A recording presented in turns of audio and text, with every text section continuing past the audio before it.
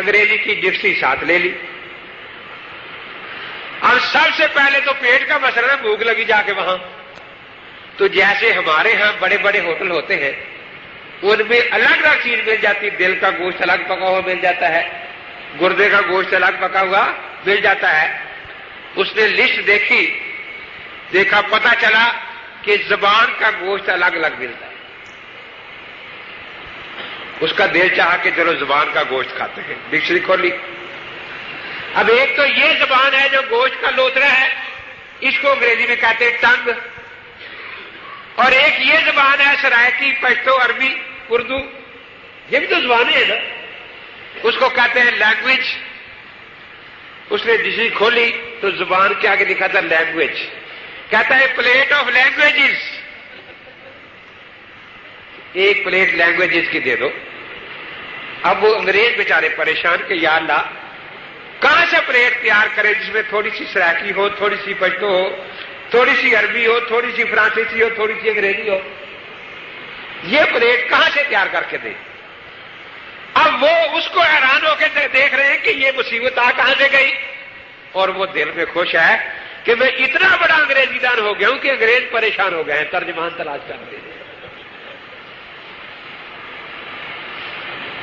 بات ہنسنے کی نہیں، رونے کی ہے. آج قرآن ان سکھوں کے ہاتھ میں آ گیا ہے.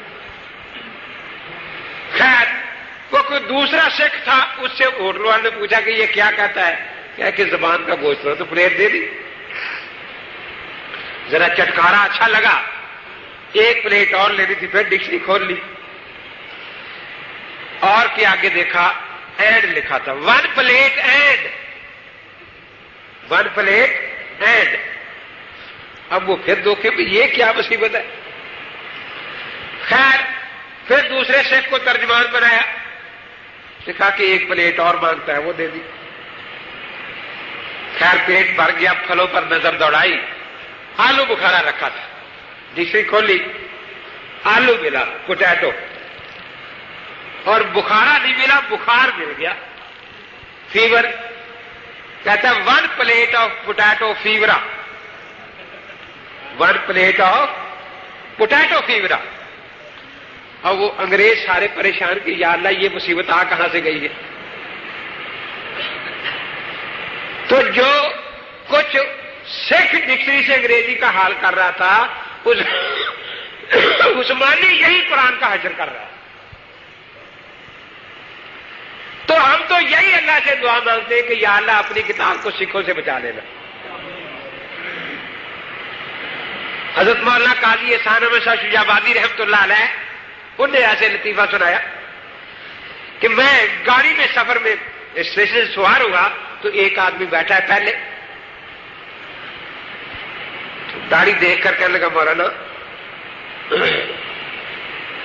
میں PhD کر کے ہوں عربی میں امریکہ سے، اسلام کی بہت سی کتابیں پڑھی ہیں، یہ جو آپ لوگ نماز پڑھتے ہیں اس کا ذکر کہاں ہے؟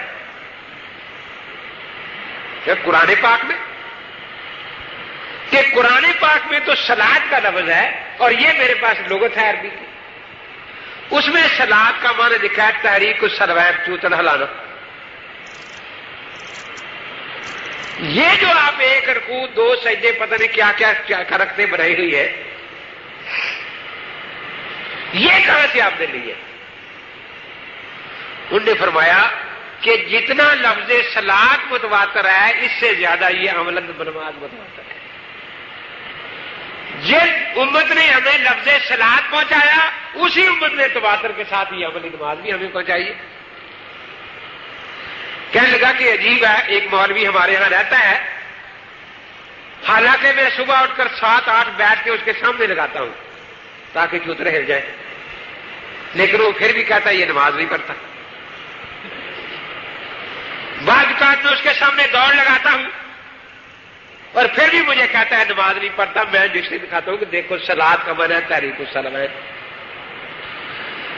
حضرت صاحب فرماتے ہیں کہ میں نے مسکراتے ہوئے کہا کہ بھی آپ کو مولوی سے نہیں ڈرنا چاہیے، صرف اللہ سے ڈرنا چاہیے. کہ جی اللہ سے تو میں ڈرتا ہوں. تو کہ قیامت کو اللہ نے حساب لینا، مولوی نے کہ اللہ نے. تو فرمایا کہ پھر آپ کو کیا ضرورت ہے مولوی صاحب کے سامنے بیٹھ کے لگانے کی اور دوڑ لگانے کی؟ جب رات آپ بیوی کے پاس گئے تھے تو نماز باجماعت ادا ہو گئی تھی، تو صبح مولوی صاحب کو بیٹھ کے لگا کر دکھانے کی کیا ضرورت تھی؟ لغت کے مطابق تو ہو گئی تھی نا، اور باجماعت ہو چکی، تو اس لیے آپ کو کیا ضرورت پڑی اس کام کی؟ تو اب مسئلہ یہ ہے کہ یہ لوگ کہتے ہیں کہ اللہ کا قرآن سمجھنے کے لیے ہمیں حضور پاک کی ضرورت نہیں، عثمانی کی ضرورت ہے۔ جن پر قرآن نازل ہوا انہوں نے قرآن نہیں سمجھا اور عثمانی صاحب نے سمجھ لیا۔ جو آیت آدھی پڑھتا ہے آدھی پڑھتا ہی نہیں، آدھی لکھتا ہی نہیں۔ حاصل پر کے قریب کو پھٹے والا پول ہے نا، میں وہاں گیا تو ایک آدمی اس کا رسالہ لے کر، اس کے کراچی رہتا تھا کہیں، یہی رسالہ لے کر میرے پاس آیا، پڑھتا آ رہا تھا، کہتا جی آپ دیکھیں صحیح جی، بڑی تحقیق کی ہے میں نے کہا اچھا دکھاؤ کیا ہے؟ تو یہ تھا، یہ اس کا رسالہ عذاب برزخ اس کے ہاتھ میں۔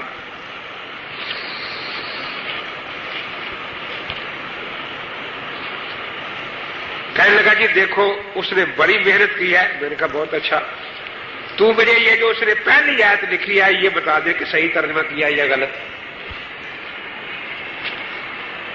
روے میں ختم نبوت کانفرنس ہوتی ہے نا، مولانا تشریف فرما ہے،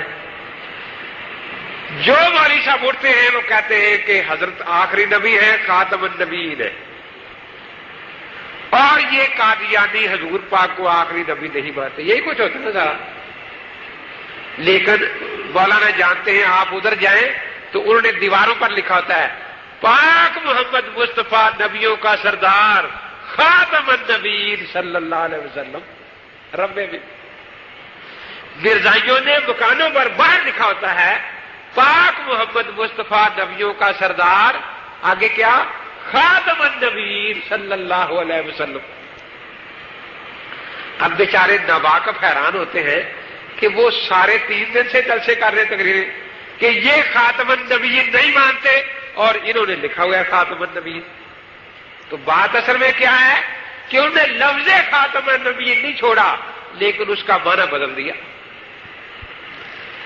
ہم کہتے ہیں خاتم النبیین کا معنی ہے آخری نبی، ہم نہیں کہتے جن پر آیت نازل ہوئی انہوں نے فرمایا لا نبی بعدی۔ اور جس طرح یہ آیت متواتر ہے اسی طرح وہ حدیث بھی متواتر ہے جو اس کا معنی ہے۔ لیکن انہوں نے کیا کیا، مرزے نے اس کا معنی بدل دیا، لفظ باقی رکھا۔